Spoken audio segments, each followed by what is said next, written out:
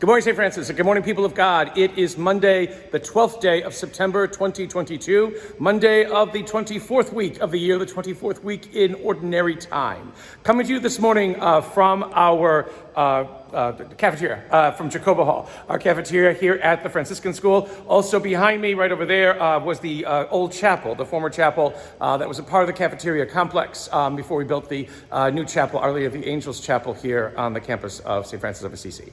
So the old chapel there that now functions as kind of an art display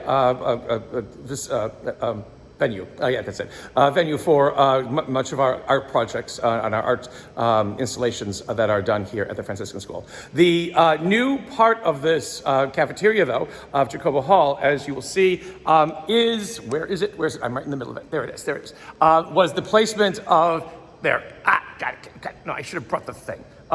Is a placement of a T, there it is, of a T, of an F, and of an S. So we have the initials of our school, TFS, the Franciscan School, now on the floor of the cafeteria. It was a wonderful addition that happened over the summer when we also got new flooring. So that everybody knows when they come to the cafeteria that this is our school, T-Wolves of TFS. So on this Monday, yes. On this Monday of the 24th week of the year, we continue with the first letter of Paul to the Corinthians. It will end midweek, but today we have the most wonderful description of an early Eucharist, at least as Paul was hearing about it in the city of Corinth again. So this is in the first century, perhaps mid-first century, and what it is basically is some kind of drunken bacchanalia at times, is that people are bringing their food, and again, this is how Eucharist was celebrated. Many think, again, not always and everywhere, but that Eucharist would have been celebrated towards the end of a banquet or a feast or a picnic or whatever it was, so that you ate and you ate, so that you connected the two eatings. Again, it's not special supernatural dynamic food that one is eating when one eats Eucharist. One eats the body and blood of the Christ who walked among us, who invited us to dine with him, and out of that dining together brought forth transformation of mind and heart. But what's happening in Corinth, though, is that people are bringing all kinds of things and all kinds of wines, and as Paul says, some people are getting very drunk. Other people aren't bringing anything because they're too poor, and basically they are just showing up in the hopes maybe to get something, and no one's giving them anything. So it is a very unjust, unequal, divisive, as Paul says, experience of Eucharist. And Paul basically rightly says they ain't Eucharist, and they ain't Eucharist at all. That's not what Eucharist is about.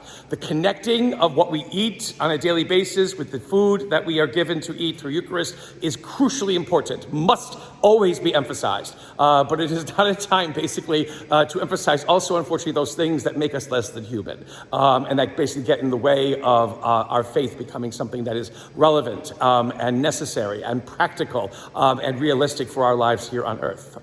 Something for all of us to remember. We can turn the Eucharist, the Mass, into some kind of supernatural endeavor, again, which Jesus never ever intended it to be. That is never what Jesus says it should be, and yet we hide behind this because we are afraid, perhaps, of its true impact in our lives. That to be transformed by Christ is to work at transforming this world into what it is that God intends it to be.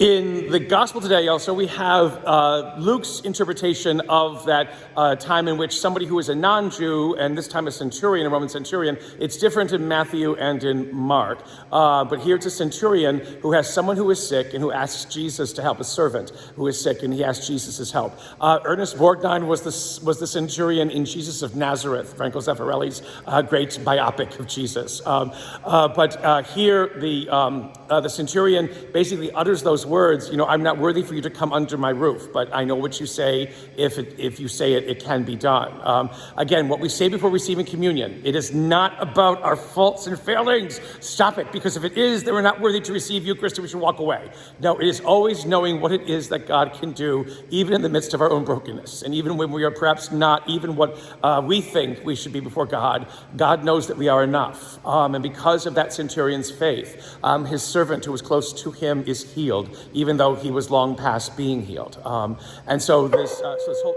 there's the bell for the new period. Wait for that to go. There we go. And so as long as we continue to believe and trust that God knows what God is doing and that God can work for us, anything is possible, always and everywhere. And may the Lord give you his peace.